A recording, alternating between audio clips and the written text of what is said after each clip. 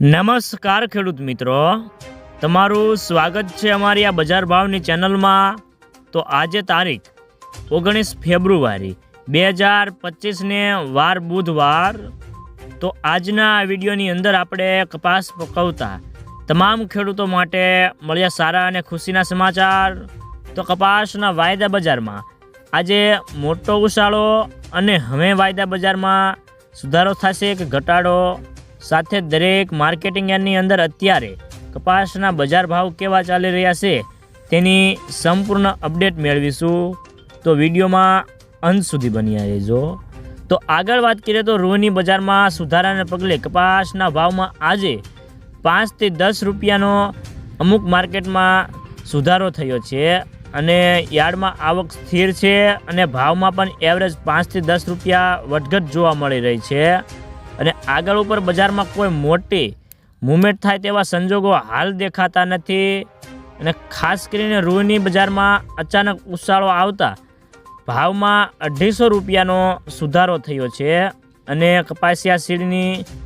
બજારો પણ થોડી સુધરી હતી અને દેશમાં રૂની આવકો હવે 1.25 લાખ ગાંસડીની આસપાસ સ્થિર જોવા મળી રહી છે અને આગામી દિવસોમાં હજી પણ આવકમાં 5,000 ગાંસડી કે 10,000 ગાંસડીનો ઘટાડો જોવા મળે તેવી સંભાવના છે। જો ડિમાન્ડ રહેશે તો રૂની બજારમાં ટકી રહેશે, નહીતર ફરીને ઘટાડો આવે તેવી ધારણા છે। તો મિત્રો ચાલો જાણી લઈએ કે ગુજરાતમાં તમામ માર્કેટની અંદર અત્યારે કપાસના બજાર ભાવ કેવા ચાલી રહ્યા છે તે જે 20 કિલોગ્રામ દીઠ આપેલ છે। ભાવનગર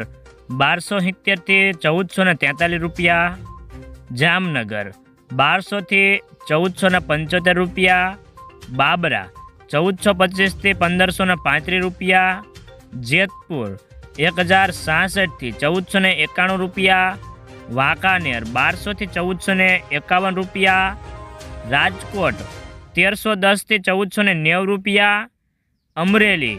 925 થી 1497 રૂપિયા, સાવરકુંડલા 1320 થી 1478 રૂપિયા, જસદણ 1250 થી 1500 રૂપિયા, બોટાદ 1230 થી 1521 રૂપિયા,